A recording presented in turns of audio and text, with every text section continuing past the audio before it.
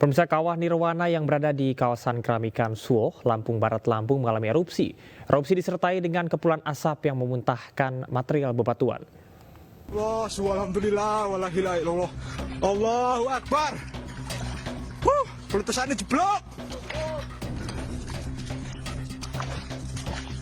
La haula wala quwata illa billahil aliyil azim. Allahu Akbar, Allahu Akbar. Warga Lampung dihebohkan dengan suara dentuman diiringi kepulan asap tebal di Kawah Nirwana, kawasan Keramikan Suoh, Lampung Barat, Lampung. Peristiwa terjadi pukul 8.45 pagi tadi. Keterangan dari warga, letusan pertama keluar pasir, kedua lahar, dan ketiga asap tebal seperti di Gunung Merapi. Letusan juga memunculkan kepulan asap material disertai bebatuan yang terhempas ke udara, sehingga warga diharapkan tidak mendekati lokasi. Di sekitar kawasan Keramikan dikelilingi oleh lahan pertanian dan perkebunan warga. Saat terjadi letusan, warga menyelamatkan diri dan tidak ada aktivitas di dekat lokasi letusan. Informasinya saat ini erupsi Kawah Nirwana mereda, namun BPBD Lampung tetap meminta warga waspada.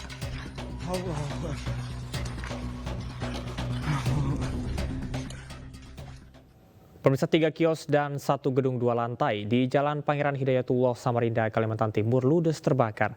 Dugaan sementara kebakaran terjadi karena korsleting listrik dari salah satu ruko.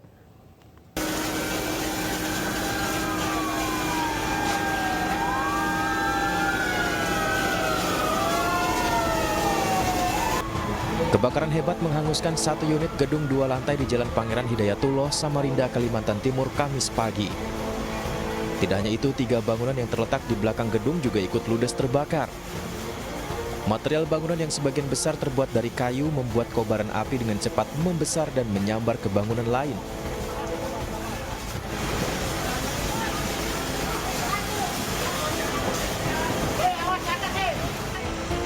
Petugas pemadam kebakaran dibantu sejumlah warga berupaya memadamkan api. Api pun berhasil dipadamkan setelah 2 jam.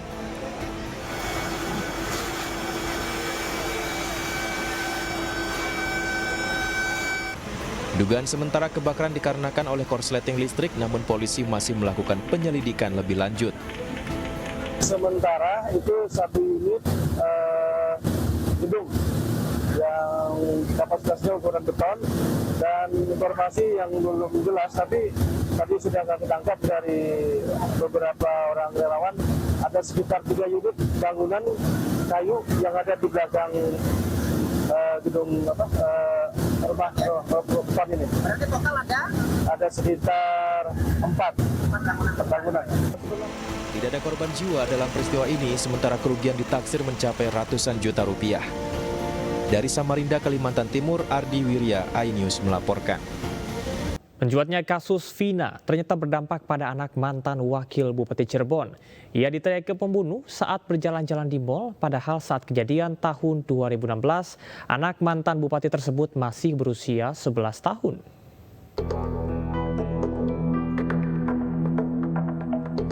Ramadhani Purwadi, anak mantan Bupati dan Wakil Bupati Cirebon, Sunjaya Purwadi Sastra, dan Wahyu Ciptaningsih telah menjadi korban hoaks pembunuhan Vina. Sejak viralnya kasus pembunuhan Vina di media sosial, beredar informasi Ramadhani merupakan salah satu DPO yang menjadi buruan polisi. Padahal saat kejadian tahun 2016 silam, usia Ramadhani masih 11 tahun dan duduk di bangku SD. Akibat tudingan netizen tersebut, Ramadhani sempat diteriaki pembunuh saat sedang berjalan-jalan di mal hingga mengganggu psikologisnya. Kalau saya melihat dengan pemberitaan atau teman-teman netizen ya, ini sangat mengganggu sekali kepada secara psikologis anak saya. Di satu sisi saya kemarin menjadi wakil bupati ini berjuang terhadap perempuan yang notabene-nya perempuan ini menjadi objek kekerasan. Meski diserang habis-habisan oleh netizen, mantan wakil bupati ini tidak akan membawa hoaks dan bullying terhadap putranya ke ranah hukum. Orang tua Ramadhani malah berharap kasus yang sempat terpendam selama 8 tahun ini bisa segera terungkap. Dari Cirebon, Jawa Barat, Toy Skandar, iNews melaporkan. Kasus pembunuhan Vina dan Eki di Cirebon, Jawa Barat perlahan terkuak. Seorang pria asal Bekasi, Jawa Barat mengaku menyaksikan peristiwa tersebut saat ia bekerja di sebuah bengkel dan pencucian mobil di lokasi kejadian.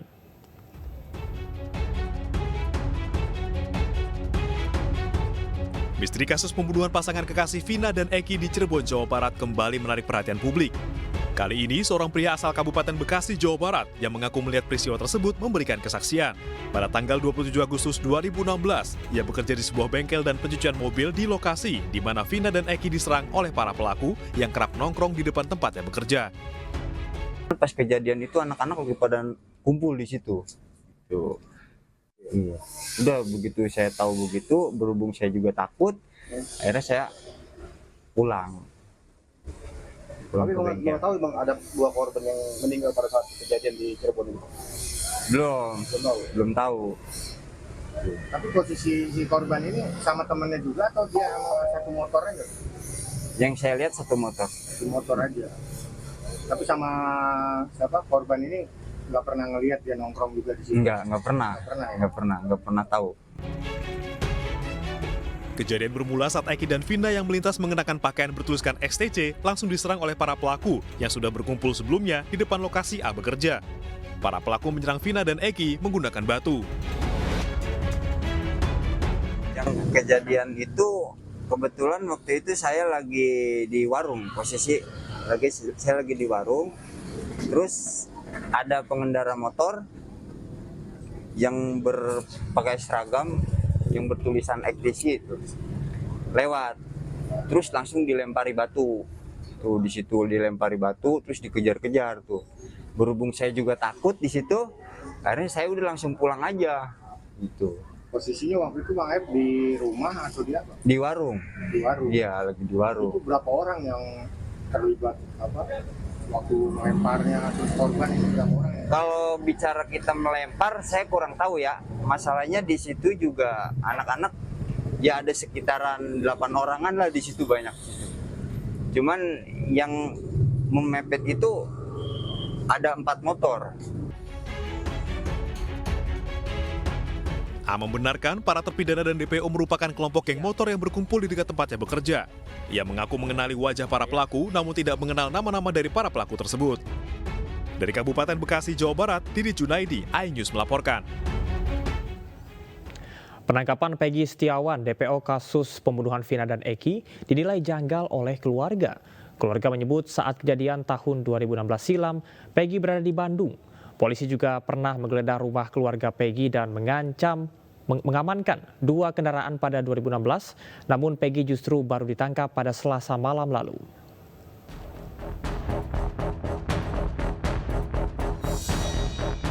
Usai penangkapan Peggy Setiawan alias Peron, salah satu dari 3 DPO dalam kasus pembunuhan Vina dan Eki, pihak keluarga angkat bicara. Keluarga yakin Peggy tidak terlibat dalam kasus ini. Keluarga menilai penangkapan ini janggal karena pada saat kejadian 27 Agustus 2016 silam, Peggy berada di Bandung bekerja sebagai buruh bangunan. Selain itu, kuasa hukum Peggy juga mengungkap kejanggalan lain. Beberapa hari usai kejadian, polisi menggeledah rumah keluarga Peggy dan mengamankan 2 sepeda motor. Peggy saat itu juga diperiksa dan tidak ditahan. Namun Peggy justru baru ditangkap 8 tahun kemudian. Kan ibu kan seorang ibu nanya sama anak ya sambil saya peluk. Kuat. Kapan itu Bu? Tadi waktu saya di Polda. Saya mau pulang juga saya gitu. Ya, saya mau pulang juga. Nang sabar. Ini ujian kamu. Kamu ya melakukan enggak? Enggak, Ma, demi Allah demi Rasulullah. Saya itu niat mencari nafkah buat adik-adik saya. Ngapain saya ikutan kayak gitu? Ya udah, Ma, ini sih Peggy lagi dikasusin begini. Ini tuh setelah Mama pulang barangkali Peggy nggak ada umur. Ya udah Peggy minta maaf sama Mama sama Bapak. Ya, saya yakin banget, saya sudah bicara dengan Peggy bahwa dia menyatakan pada saya pada tahun 2016 pun ketika dia pulang dia kan di Bandung itu dari tanggal 13 Juli dan pulang Desember. Saya tanya, kamu benar melakukan? Tidak, Bu, saya tidak melakukan. Kemudian dia berarti 27 Agustus itu 2016 itu dia sedang berada di Bandung. Itu saya yakin itu satu. Peggy Setiawan ditangkap polisi di Bandung, Jawa Barat pada Selasa malam, 21 Mei 2024. Sebelumnya, Polda Jawa Barat sempat merilis selebaran yang memuat nama dan ciri-ciri para DPO. Usai Peggy ditangkap, rumah keluarga Peggy di Desa Kepongpongan, Kecamatan Talun, Kabupaten Cirebon, Jawa Barat digeledah. Sejumlah barang disita polisi, diantaranya surat lahir, rapor, ijazah, kartu keluarga, dan foto-foto Peggy. 3 anggota keluarga Peggy juga dimintai keterangan. Kini polisi masih memburu 2 DPO lainnya, yaitu Andi dan Dani. Dari Cirebon, Jawa Barat, Toy Skandar, iNews melaporkan. Penangkapan Peggy Setiawan alias Peron diharapkan bisa membuka tabir misteri kasus pembunuhan Vina dan Eki. Namun bukannya titik terang yang didapat, melainkan teka-teki baru. Benarkah Peggy terlibat dalam kasus pembunuhan Vina?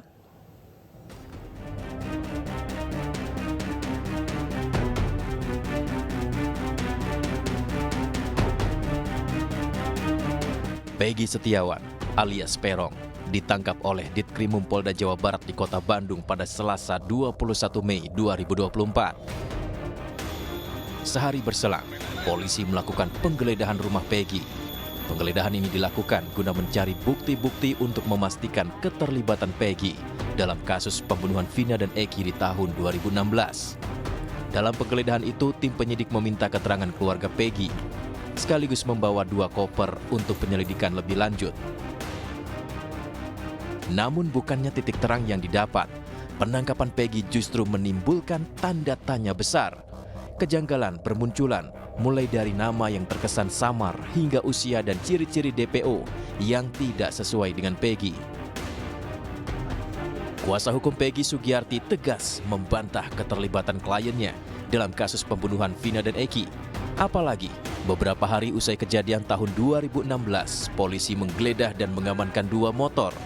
Peggy saat itu juga diperiksa dan tidak ditahan. Namun Peggy justru baru ditangkap 8 tahun kemudian. Bagi saya itu tidak benar. Bagi saya tidak benar. Karena menurut saya Peggy tidak mungkin berani melakukan hal itu. Peggy adalah hanya anak seorang ART. Keyakinan ketidakterlibatan Peggy juga diperkuat oleh kesaksian keluarga. Bahkan keluarga Peggy mencium bau kejanggalan karena saat kejadian 27 Agustus 2016, Peggy justru berada di Bandung dan bekerja sebagai buruh bangunan.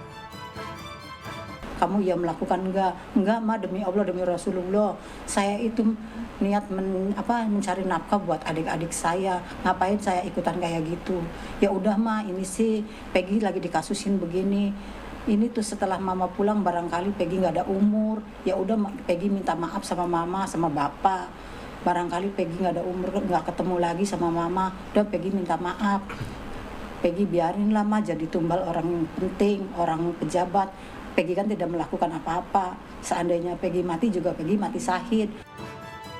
Sementara tim kuasa hukum Vina memberikan kepercayaan sepenuhnya kepada pihak kepolisian. Meski terbesit sedikit keraguan, kuasa hukum Vina berharap polisi menangkap pelaku sebenarnya demi keadilan Vina. Iya, tentu kami akan mendengar secara langsung dari kepolisian Polda Jabar tentunya ya seperti itu. Karena memang prinsipnya kami setelah mendengar hal seperti ini, ya mudah-mudahan ini bukan Peggy yang kemudian yang dituduhkan. Namun apabila misalnya ini adalah Peggy yang dituduhkan, ya kami kurang lebih mohon maaf Bu akan bersyukur karena kami berharap seperti itu. Kenapa? Karena keadilan bagi korban juga itu sangat penting. Namun tadi sudah kami sampaikan juga di awal bahwa keadilan bagi pelaku ataupun nantinya Peggy yang kemudian nanti dianggap salah tangkap, itu kami serahkan kepada kepolisian. Teka-teki kasus pembunuhan Vina dan Eki masih belum berhenti. Penangkapan Peggy menjadi misteri. Benarkah Peggy merupakan dalang pembunuhan Vina dan Eki? Atau justru menjadi tumbal bagi seseorang yang dilindungi? Tim Liputan iNews melaporkan. Ya, terima kasih pemirsa, Anda masih di iNewsroom. PDI Perjuangan menggelar rapat kerja nasional ke-5 di Ancol, Jakarta Utara. Dalam pidatonya, Ketua Umum PDIP, Megawati Soekarno Putri menyebut PDIP tempat orang-orang yang mantap dan tidak goyang-goyang. Rakernas dihadiri pengurus dan ribuan kader PDIP dari berbagai daerah. Sejumlah tokoh juga hadir, termasuk petinggi parpol pengusung Ganjar Mahfud di pemilu 2024. Di antaranya Ketua Umum Partai Perindo Haritanu Sudibyo, Waketum Hanura Beni Ramdhani, dan Ketua Bapilu P3 Sandiaga Uno. Selain itu, sejumlah Menteri Kabinet Indonesia Maju juga hadir dalam Rakernas ini. PDIP membahas konsolidasi organisasi partai, termasuk sikap politik dalam pemerintahan Prabowo Subianto dan juga Gibran Rakabuming Raka, serta persiapan jelang pilkada. Sementara itu dalam pidatonya Megawati Soekarno Putri menegaskan seluruh kader PDI Perjuangan merupakan orang-orang yang mantap pada pendirian dan tidak goyang-goyang. Selain itu Mega juga menggoda putrinya, Puan Maharani untuk menjadi Ketua Umum PDI Perjuangan selanjutnya. Ketua Umum PDI Perjuangan Megawati Soekarno Putri mengucapkan terima kasih kepada rakyat karena tetap mempercayakan PDI Perjuangan sebagai pemenang dalam pemilu legislatif 2024. Megawati juga menyebutkan bahwa dirinya saat ini memilih untuk menjadi provokator, yakni provokator demi kebenaran dan keadilan. Karena itulah selaku Ketua Umum Partai dan atas nama PDI Perjuangan kami mengucapkan beribu-ribu terima kasih kepada seluruh rakyat Indonesia yang dengan penuh semangat dan kecintaannya selalu mendukung PDI Perjuangan hingga tetap berdiri tegak, tetap menjadi pemenang pemilu legislatif 3 kali berturut-turut. Tidak apa-apa, tadi kan ada banteng penuh panah. Ya saya bilang, nggak apa-apa kok. Kita tahan banting kok. Berani apa tidak? Takut apa tidak? Berani apa tidak? Takut apa tidak? Berani apa tidak? Takut apa tidak? Nah gitu dong, berani. Nanti katanya saya Bu Mega provokator. Ya, saya sekarang provokator demi kebenaran dan keadilan. Pemirsa, dalam pidatonya membuka Rakernas 5 PDI Perjuangan, Ketua Umum Megawati sempat mengutip ucapan Nabi Muhammad soal pesan politik kebenaran. Megawati menegaskan bicara kebenaran meskipun pahit. Ini pesan politik kebenaran yang juga dapat diambil dari keteladanan Nabi Muhammad Sallallahu Alaihi Wasallam. Apa coba? Beliau mempunyai seorang teman, sahabat. Terus menurut ceritanya itu yang saya baca, dia hidup paling miskin namun sangat berbahagia, yakni Abu Dzar Al-Ghifari. Rasulullah berpesan, kulil haqqa walau kanna muran. Apa artinya? Sampaikan kebenaran apapun meskipun itu pahit, kamu tetap akan bahagia. Coba bayangkan, itu Nabi kita loh. Jadi jangan tidak percaya bahwa kebenaran itu ada. Dan kebenaran itulah yang paling suci. Nah ini lagi ada. Siapa yang ngomong? Itu Zenit. Bilang apa? Kebenaran itu pasti suci di atas segalanya. Wah saya senengnya banget. Aduh. Apa yang saya omongkan pasti benar. Jadi mereka itu yang gak keruan-keruan itu pasti akan nanti terbakar oleh kebenaran yang nanti ada dari api Merapen yang kita ambil untuk menunjukkan bahwa ada api abadi yang membawa kebenaran, bahwa yang tidak benar itu akan terbakar. Keren kan? Keren. Iya, karena nggak ada yang berani ngomong kayak gini. Ya udah, mulutnya ibu aja yang ngomong. Alah iyalah. Nah gini, Siddhartha Gautama, ada 3 hal yang tidak bisa disembunyikan. Keren deh. Apa? Matahari, bulan, dan kebenaran. Lantas apa saja makna dari beberapa poin yang menjadi catatan dalam pidato politik Megawati? Sudah terhubung dengan pengamat politik Effendi Ghazali dan Masinton Pasaribu, politisi PDI Perjuangan. Selamat malam Bapak-Bapak, apa kabar, sehat? Selamat malam Camar, selamat malam Mas Sinton, selamat malam Bung Camar, Pak Effendi. Baik, saya akan ke Bang Masinton terlebih dahulu. Dari Rakernas yang tadi sudah diselenggarakan ada sekitar 3 poin, mulai dari kinerja selama 5 tahun, kemudian juga sikap PDIP, hingga kepada persiapan pada pemenangan pilkada. Nah, saya akan menyoroti berkaitan dengan poin-poin yang disampaikan oleh Bu Mega tadi, seperti salah satunya adalah beliau menjadi provokator kebenaran dan juga keadilan. Apa makna filosofis dari pidato tersebut? Ya, tentu kebenaran itu kan harus disuarakan terus. Dia tidak bisa didiamkan. Nah, maka meskipun pahit, kebenaran dan keadilan itu harus disuarakan.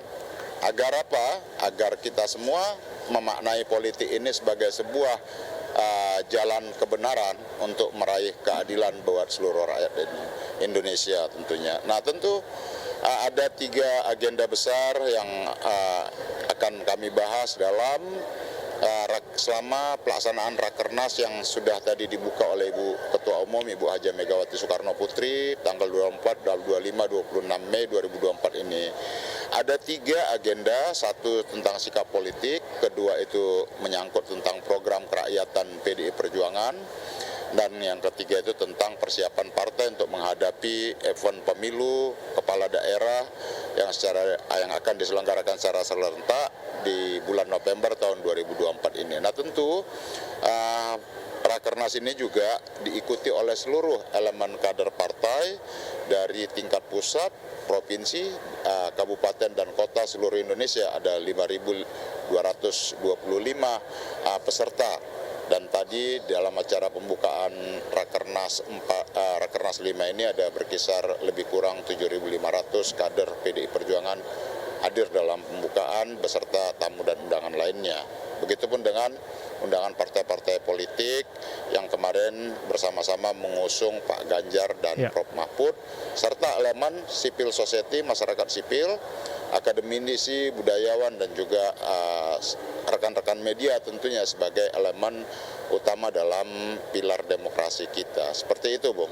Baik, artinya ada sejumlah persiapan yang akan dilakukan pasca dari pemilihan ataupun juga pemilu yang sudah dilakukan. Saya akan ke Mas Effendi. Mas Effendi, bagaimana Anda menilai dari pidato Megawati yang menyebutkan bahwasanya PDIP adalah partai dengan keteguhan dan juga keberanian dan tidak hanya ada di zona nyaman. Apakah ini sudah bisa disimpulkan bahwasanya ataupun sebuah kode bahwa PDI Perjuangan ini akan menjadi oposisi ataupun juga di luar pemerintahan? Ya, Camar dan Mas Sinton, tolong sampaikan permohonan maaf saya tidak bisa hadir tadi karena agak pilek, ini suara juga masih agak bindeng. Selamat Rakernas pada semua yang hadir. Menjawab Camar, saya rasa apa yang tadi diperlihatkan di berbagai stasiun televisi kita couldn't be better ya. Jadi dalam arti saya rasa itulah ukuran yang pas, yang sedang ditunggu-tunggu. Kalau lebih dari itu mungkin agak terkesan kasar bagi politik Indonesia yang memiliki ciri khasnya sendiri. Tapi kalau ditanyakan apakah itu yang ditunggu-tunggu setelah kekalahan pemilu presiden, kemudian kita tahu ada teriakan-teriakan yang tadi disampaikan dengan sangat jernih oleh Ibu Ketua Umum PDI Perjuangan juga ya, tentang MK, TSM, kita semua tahu itu ya. Nah, saya rasa ini sudah penampilan yang pas, yang ingin memperlihatkan PDI Perjuangan sedang, tadi disampaikan oleh Ibu Ketua Umum, akan mendengarkan terus baik mereka yang suaranya sayup-sayup ataupun yang berteriak sampai ke akar rumput, kata Ibu Megawati, untuk nanti mengambil posisi. Tapi untuk menjawab Camar, saya memprediksi posisi itu akan sampai kepada berkali-kali juga tadi disampaikan checks and balances. Jadi ini karena Ibu Ketua Umum sendiri ya, PDI Perjuangan tidak menyatakan tidak ada koalisi dan oposisi. Jadi Mas Sinton saya rasa nanti posisinya akan berada melaksanakan kerjasama tapi dalam rangka check and balances. Begitu. Baik, baik. Mas Effendi, ini tadi juga artinya tidak ada penegasan dari Megawati bahwasanya PDIP akan berada di luar pemerintahan ataupun juga oposisi. Kalau mendengar dari apa yang disampaikan Ibu Ketua Umum ya PDI Perjuangan, tentunya nanti malam ini harusnya pada saat ini berlangsung juga pidato dari Ibu Puan Maharani ya. Nah, yang ingin saya katakan, kalau saya mengamati pilihan kata yang dilakukan, walaupun di sana-sini ada sedikit gimmick atau guyon ya, saya rasa Ibu Megawati sedang ingin menerima masukan, tapi arahannya akan berada pada kerjasama yang berbasis pada check and balances. Jadi akan menjadi pengimbang di parlemen dan mungkin juga dalam kebijakan-kebijakan yang lain, artinya tidak masuk dalam koalisi. Saya tidak ingin mendahului terlalu pagi, tetapi coba Anda lihat kalimat-kalimatnya bahwa Ibu Megawati siap menjadi provokator demi kebenaran dan keadilan. Sementara yang lain itu katanya nggak usah takut lah ya, dengan beberapa tes kalimat berani atau tidak, takut atau tidak. Walaupun tadi Mas Hinton ada satu nama yang ditanyakan tapi nggak terdengar jawabannya, nggak kencang tadi ya, rasa saya begitu. Jadi Camar, saya memprediksi kalau kalimat-kalimat ini tetap akan mendengarkan suara yang sayup-sayup maupun yang lantang berteriak, katanya sampai akar rumput, tapi arahnya menuju kerjasama yang check and balances, yaitu di luar dari pemerintahan.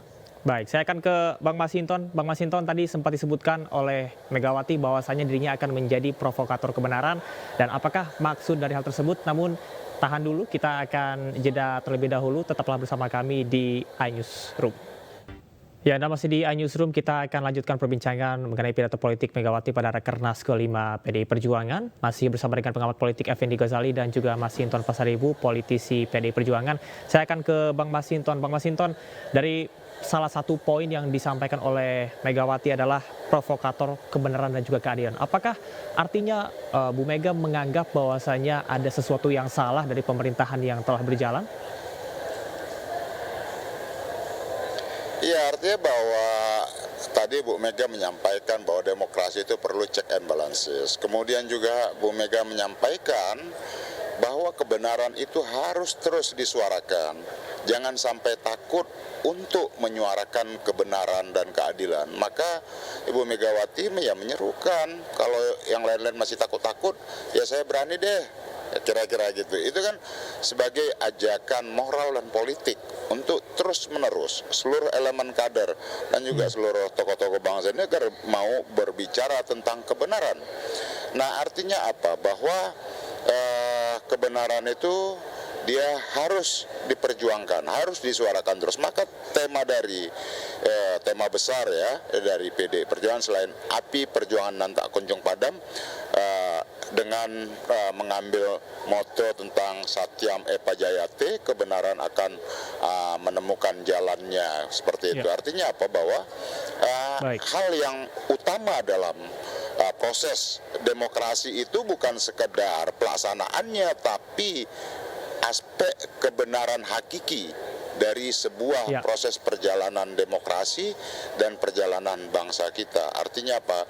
Kalau ini terus-menerus kebenaran ini kita suarakan, kita letakkan, kita kerjakan, maka kita akan bisa menatap bangsa ini ke depan berjalan menuju tujuannya, bisa mencerdaskan kehidupan berorientasi bangsa, pada kebenaran. Saya akan rakyat kecil ke dan lain sebagainya. Mas Effendi. Mas Effendi, bagaimana Anda selaku pakar komunikasi politik menilai pemilihan kata yang digunakan oleh Megawati provokator kebenaran? Karena kalau dari Kamus Besar Bahasa Indonesia, provokator adalah berkonotasi negatif begitu, memancing kemarahan. Jadi kan kondisi saat ini bukan kondisi yang normal ya.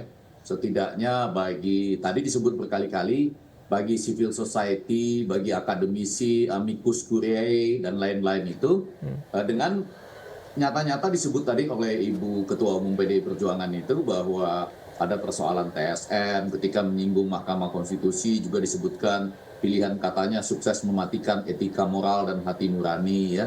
Kemudian pada konteks yang lebih besar kita lihat ada patung banteng yang tetap tegar walaupun dipanah misalnya, itu juga disampaikan oleh Ibu Megawati. Jadi ini Camar dan para pemirsa bukan suasana yang dalam tanda petik normal ya bagi PDI Perjuangan. Maka Ibu Megawati sempat terisak, tetap bisa 3 kali ya juara pemilu legislatif, tetap diberi kepercayaan oleh rakyat.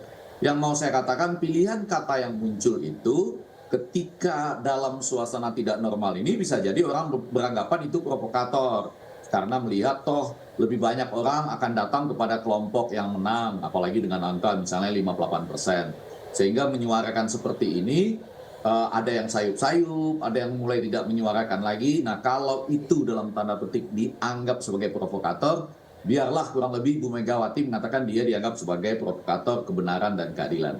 Tetapi itu harusnya nanti menyublim, ya, jadi artinya betul-betul nanti berarti ketika misalnya memenangkan banyak pilkada. Setidaknya kalau berkaca dari Turki misalnya, itu Erdogan untuk pertama kalinya menang dari 2 kali putaran pilpres. Tapi tidak terlalu lama kemudian begitu ada pilkada, mereka bisa memenangkan di provinsi-provinsi utama Turki misalnya. Hal seperti ini, jadi kata-kata provokator ini baru bisa kita baca dalam makna yang positif, yaitu bahwa kebenaran dan keadilan yang disampaikan tadi itu benar-benar bisa terbukti ketika bisa muncul secara signifikan pada pilkada serentak di bulan November 2024. Baik. Ya, Mas Effendi tadi juga sempat disampaikan oleh Bu Megawati bahwasanya meskipun PDIP kalah Pilpres, namun masih tetap menjuarai ataupun juga memenangkan pemilihan legislatif sampai 3 kali. Apakah ini sinyal bahwasanya menunjukkan kekuatan PDIP yang masih ada? Sebetulnya kadangkala acara rakernas seperti ini ya, Bung Masinton yang ada di sana dan para pemirsa yang juga menonton televisi, kan digunakan juga untuk menghibur diri sendiri, Camar. Kan iya loh, kadang-kadang kan sambil kita mengenang ada hal-hal di mana kalah ya kita menghibur diri sendiri dan menghibur teman-teman seperjalanan. Tadi secara khusus juga Ibu Megawati menghibur P3 loh. Ya, yang tidak sampai ke parlemen kurang lebih walaupun mungkin masih terus berjuang. Jadi artinya ini digunakan untuk menghibur diri sendiri, menguatkan barisan.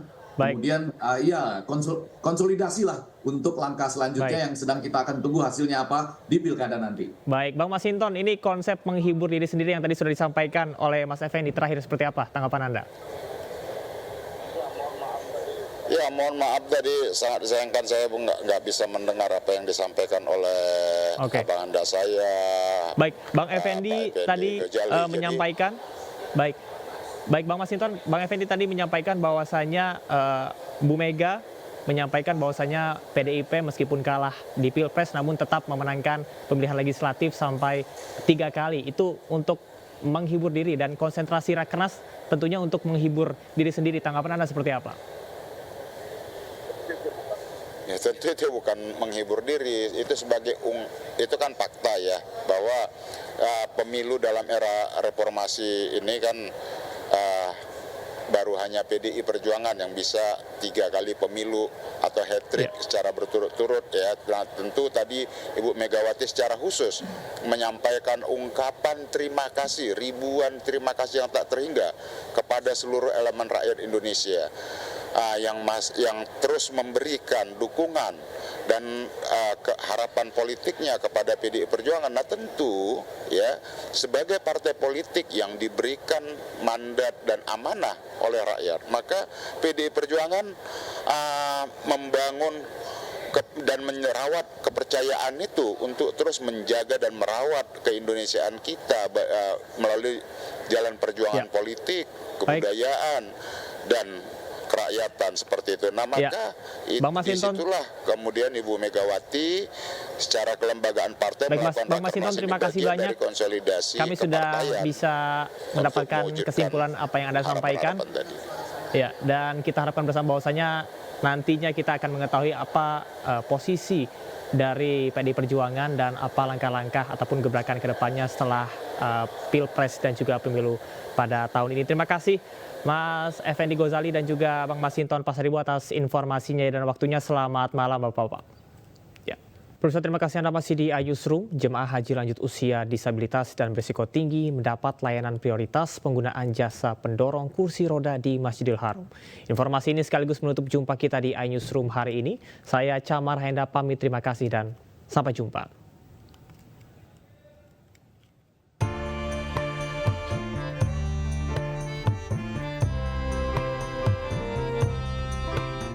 Jemaah Haji Indonesia secara bertahap sudah mulai tiba di Kota Mekah untuk melakukan umroh wajib.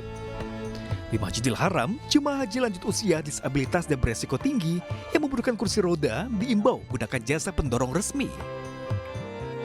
Untuk memperlancar prosesi tawaf dan sa'i, khususnya bagi jemaah lansia dan disabilitas, pengelola Masjidil Haram memfasilitasi dan menyediakan layanan penyewaan pendorong kursi roda serta skuter. Kepada jamaah haji yang ingin melaksanakan tawaf dan sa'i menggunakan kursi roda, agar menggunakan jasa sewa kursi roda resmi yang berada di Masjidil Haram. Apa tandanya? Tandanya petugas jasa dorong kursi roda resmi, mereka menggunakan rompi. Ya, mereka menggunakan rompi. Rompinya itu ada